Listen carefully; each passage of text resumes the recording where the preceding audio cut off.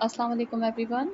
आज की वीडियो के अंदर हम रिलायबिलिटी ऑफ द डाटा के ऊपर बात करेंगे और थोड़ा सा ये बताने की कोशिश करेंगे कि जो हम क्रॉनबैक अल्फ़ा जब निकालते हैं जिससे हम अपना रिलायबिलिटी चेक करते हैं। क्रॉनबैक अल्फ़ा या रिलायबिलिटी चेक हमारे डाटा एनालिसिस का सबसे पहला पार्ट होता है जो कि हमें इनिशिएट करने से पहले ही यानी आगे फर्दर टेस्ट करने से पहले ही कर लेना चाहिए ताकि हमें पता चले कि हमारा डाटा किस हद तक रिलायबल है।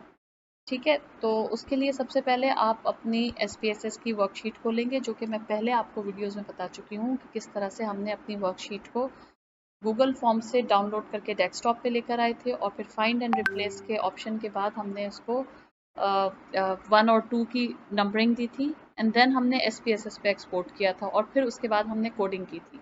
इस वक्त जो फाइल आप लोगों को मेरे पास नज़र आ रही है वो फाइल जो है आपकी कोडेड फाइल है। ठीक है, इसका मैं डाटा व्यू आपको दिखा देती हूँ।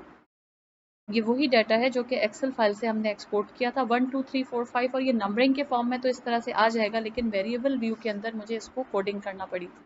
ठीक है, और फिर इसकी कंप्लीट क्वेश्चनियर की कोडिंग करने के बाद अब हम आ जाते हैं इसके रिलायबिलिटी चेक के ऊपर। रिलायबिलिटी चेक के लिए सबसे पहले हम एनालाइज पे जाएंगे, स्केल पे जाएंगे and then it will click on reliability analysis. ठीक है, यहाँ पर एक चीज़ का खसूसी तौर पर ध्यान रखिएगा कि हमारे पास जितने स्केल वेरिएबल्स हैं उनको हम एक साथ सेलेक्ट कर लेंगे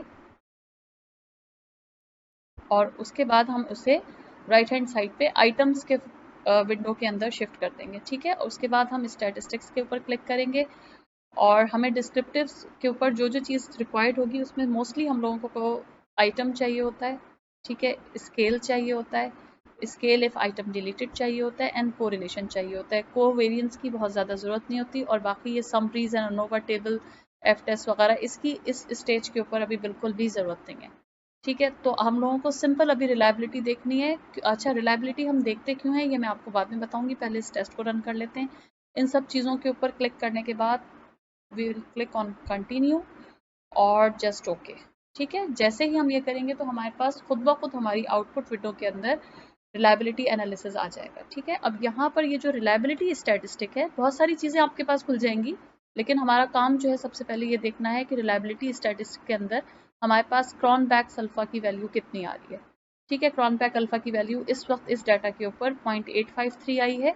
n is the number of item. Item कौन से होते हैं? क्वेश्चंस होते हैं। तो मेरे पास अगर 25 सवाल थे, वैसे मेरे पास 27 क्वेश्चन थे जिनमें से 3 नॉमिनल थे लेकिन मैंने जो है वो तकरीबन 25 के करीब जो कि स्केल वेरिएबल के ऊपर थे वो मैंने जो है राइट हैंड साइड पर विंडो पे शिफ्ट किए थे क्योंकि हम रिलायबिलिटी चेक हमेशा स्केल वेरिएबल के ऊपर ही लगाते हैं। ठीक है, तो हमें ये देखना होगा कि क्रॉनबैक अल्फा की वैल्यू इस वक्त 0.853 आ रही है विच इज़ वेरी गुड। अच्छा, इसकी वैल्यू के बारे में मैं आपको एक थोड़ा सा बता दूंगी कि हमारे पास जो एक बेंचमार्क क्राइटेरिया होता है वो 0.6 से लेके 0.9 तक जो है वो काफ़ी एक्सेप्टेबल होता है, बल्कि 0.7 और 0.8 वगैरह तो काफ़ी हेल्दी किस्म का क्रॉनबैक अल्फा समझा जाता है। यानी कहा जाता है कि काफ़ी रिलायबल है आपका क्वेश्चनियर। ठीक है, रिलायबिलिटी चेक का मकसद ये होता है, दो तरीके से हम देखते हैं। एक तो डाटा की भी रिलायबिलिटी के जो हमने डाटा कलेक्ट किया वो क्या लोगों को वो क्वेश्चनियर सही से समझ में आया और उन्होंने सही से रिस्पॉन्ड किया, नंबर वन थिंग।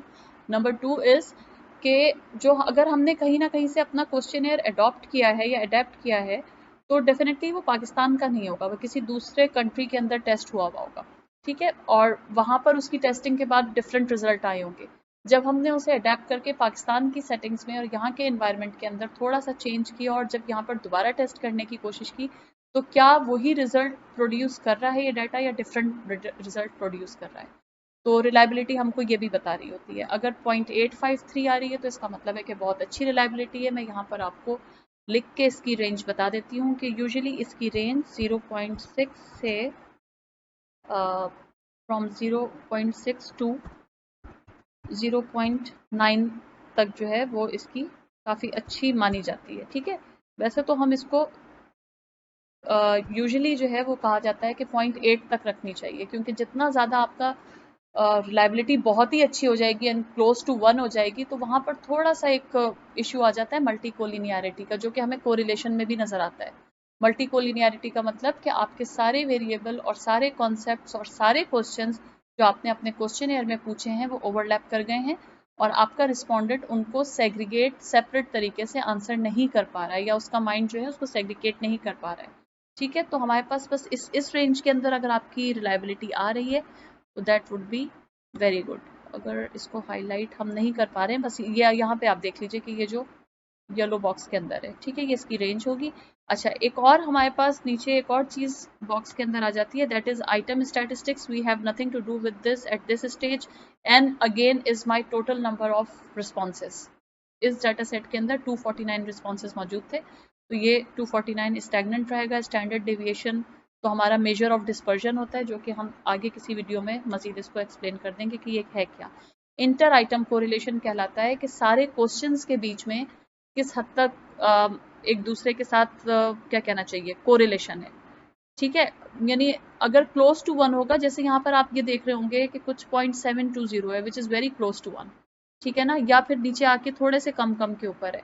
जितना कम कोरिलेशन एट दिस स्टेज होगा, उसका मतलब ये है कि एक कंस्ट्रक्ट तो मेजर हो रहा है, ठीक है, लेकिन आपका जो रिस्पोंडेंट है वो इसको इजीली सेपरेट कर पा रहा है उस क्वेश्चन को, उसको समझ में आ रहा है कि ये सवाल दूसरे सवाल से डिफरेंट क्या है, या इस किसी भी एक स्पेसिफिक क्वेश्चन में आपने उससे क्या पूछने की कोशिश की है। लेकिन अगर यहाँ पर हमारे पास ब्रांड अवेयरनेस, लेट सपोज कि अगर क्वेश्चन नंबर 1 के ऊपर है और ब्रांड अवेयरनेस क्वेश्चन नंबर 2 जो है, लेट सपोज कि यहाँ पे 0.707 के बजाय 0.909 होता, ठीक है, जो कि तकरीबन 1 के ऊपर है, तो यहाँ पर मेरे लिए बहुत ज़्यादा प्रॉब्लम हो जाती है, क्योंकि फिर ओरिजिनल कंस्ट्रक्ट और क्वेश्चन नंबर 1 और क्वेश्चन नंबर 2 के बीच में डिफरेंस नहीं रह जाता, दोनों क्लोज टू 1 हो जाते हैं ना। तो ये एक इशू होता है, ये हमें बहुत ज़्यादा नहीं देखना होता एट दिस स्टेज, क्योंकि हमें इससे नीचे वाला टेबल जो है वो ज़रा ज़्यादा इंपॉर्टेंट है हमारे पास। अच्छा, आइटम टोटल स्टैटिस्टिक्स, इसके अंदर भी आपको तकरीबन सारी ही चीज़ें नज़र आ रही होंगी, लेकिन इसमें सबसे इंपॉर्टेंट पोर्शन है Cronbach alpha if item deleted का। ठीक है, चूंकि मेरे पास रिलायबिलिटी ही क्वेश्चनियर की बहुत अच्छी आई है, लेकिन समटाइम ऐसा भी होता है कि किसी स्टूडेंट के पास रिलायबिलिटी बहुत कम आए, फॉर एग्जाम्पल 0.34, 0.44 या 0.50 के ऊपर भी। 0.50 से नीचे जितनी भी है वो बहुत ही वीकर तस्वुर की जाती है। 0.50 के बाद थोड़ी सी बेहतर हो जाती है, लेकिन 0.60 इज गुड वन, ठीक है, यानी वहां से इनिशियली स्टार्ट होती है। लेट सपोज कि हमारे पास अगर बहुत ही कम या वीक हमारे पास रिलायबिलिटी आ रही है, तो यहाँ पर हमारे हर आइटम का, यानी हर क्वेश्चन का पूरा डाटा दिया हुआ है कि किस क्वेश्चन की कितनी रिलायबिलिटी मौजूद है। और यहाँ पे ये वाला जो है ना कि Cronbach alpha if item deleted, let suppose कि यहाँ पर 0.848 के बजाय 0.34 होता, ठीक है, और मेरी ओवरऑल रिलायबिलिटी भी बहुत कम होती, तो मुझे यहाँ से इजीली पता चल जाता कि ब्रांड अवेयरनेस का क्वेश्चन नंबर 1 अगर मैं डिलीट कर दूंगी तो मेरी रिलायबिलिटी 0.345 बेहतर हो जाएगी। ठीक है, तो यहाँ पर हम, अगर आप लोग खुद भी अपने पास अपने डाटा पर प्रैक्टिस करिएगा, जिससे आपको इजीली इसका आइडिया हो जाएगा। यहाँ से हम इजीली पिक कर सकते हैं कि हमारा कौन सा क्वेश्चन जो है वो प्रॉब्लम क्वेश्चन है और जिसकी वजह से रिलायबिलिटी अच्छी नहीं आ रही है, उसको हम डिलीट कर देंगे तो बेहतर कर देंगे। फॉर एग्जाम्पल, यहाँ से आप आइडेंटिफाई कर लेंगे अपने क्वेश्चंस को और फिर अपने ओरिजिनल डाटा के पास जाके उस क्वेश्चन को रिमूव कर देंगे, and then again you have to perform your reliability analysis. उसमें आप फिर नोटिस डाउन करिएगा कि आपके पास थोड़ी सी बेहतर हो जाएगी रिलायबिलिटी। ठीक है, तो ये यहाँ हमें पता चलता है कि भाई किन क्वेश्चंस को रखना है और किन किन को डिलीट करना है। होपफुली आप लोगों के लिए रिलायबिलिटी चेक का अब इतना मसला नहीं रहेगा। इस वीडियो को देख लीजिएगा और प्रैक्टिस करिएगा, और अगर इसमें फर्दर किसी क्लैरिफिकेशन की ज़रूरत हो तो आप मुझसे बिल्कुल कांटेक्ट कर सकते हैं।